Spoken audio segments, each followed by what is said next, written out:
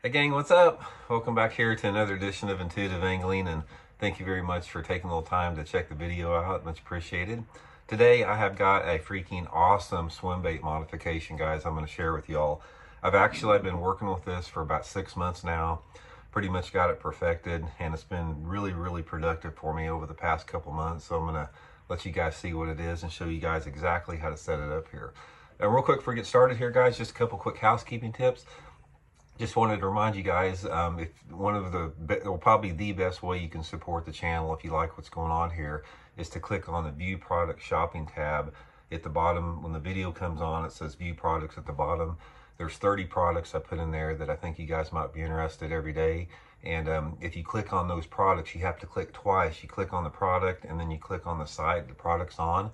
And the channel gets 20 cents every time you do that. That's a really good way to support the channel. It would be much appreciated.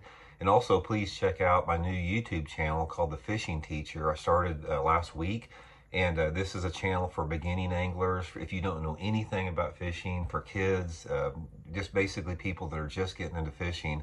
I've started a channel just for the basic introduction into fishing, not only for bass, but for perch, catfish, trout, whatever. It's a really good resource for that. So if you guys don't mind, I'll include the link in that description. And if you guys could subscribe, it'd be a good way to get that channel off the ground. Much appreciated.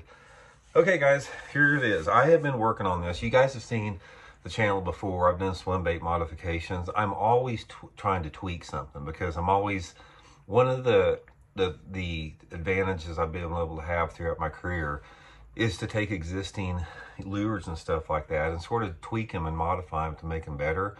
You know, even if it adds up to 2 or 3 more fish a day, it's a big deal.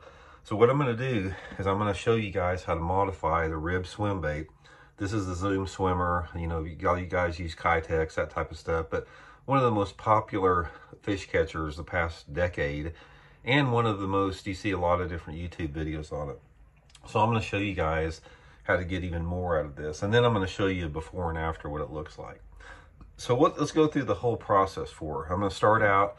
I'm going to show you how to modify it, how to set it up. The first thing you want to do is get your head, your swim bait head. Guys, the one I suggest highly is this Megabass Oka Shear jig head. It's got a stiff nano hook in it, so you don't have to put a lot of pressure when you set the hook, which is really good for swim bait fishing because you're using it on light line most of the time.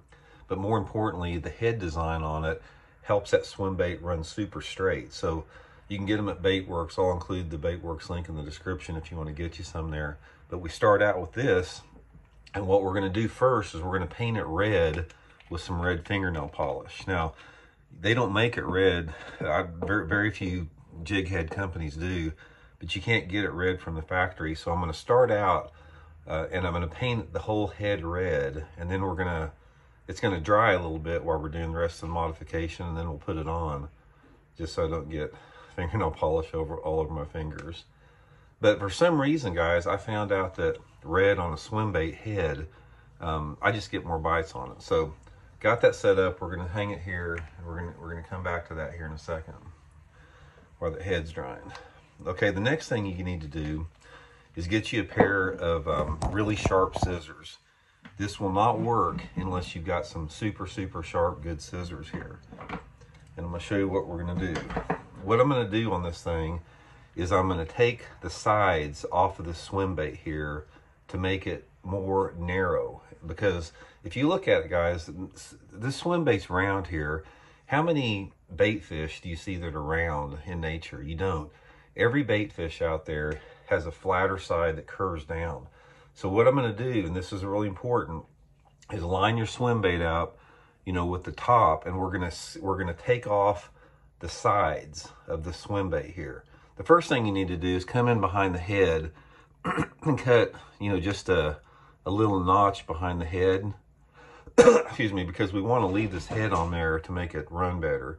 And then we're going to come in, we're going to start taking some material off the sides. And just take your time doing this. You don't want to get in a big hurry. And what you want to do is I'm basically taking the ribs off. And I'm trying to make it flat along each side. And just take your time on both sides like that. I'm going to come in on the other side, and I'll show you what I'm talking about here, about leaving the head in position once I get finished here. And obviously, you know, sometimes it's going to take you may have to go through a couple of them before you get it right, but once you get it right, it's pretty easy to do. And then a lot of it also depends on how, you know, picky you are as far as getting it to look perfectly straight. So what we've got here is just about done with it. Again, what you're trying to do is you're trying to flatten the sides on it. So look at the way we got here. We got it sort of flat on the sides, and see, when you hold it up there, you can also see sometimes you got to take a little bit more off. But see, we've got the head intact because we want to leave the head on there, and then we flatten it down. And then again, just hold it up a little bit and, you know, try to get it exactly right. About like that. Okay, the next thing we're going to do is we're going to put our head back on. Now this is where it's really critical here, because since you have taken off a lot of material, it's really critical that you get this hook in perfectly straight, because if you don't, the bait is not going to run right. So take your time when you're threading this thing on there to get it just perfectly straight where it's coming out the top.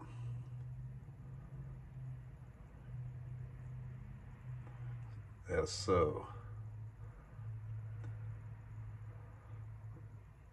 Okay, I got it on like that. And then what I do is once I get it like this, I want to go through and I'm going to take off any of the places that just don't seem like they fit in. I'm just going to modify it just up a little bit there. God, this thing's already looking good. One of the things that happens with this is when you're doing it, it makes it look more like a fish as you're going on, because look, just look at that. I'm not even finished with it. Look at that side there, how much more it makes it look like a fish. Okay, got that. Now the next thing I'm going to do is I've got my chartreuse spike and pin here. You can get them about anywhere.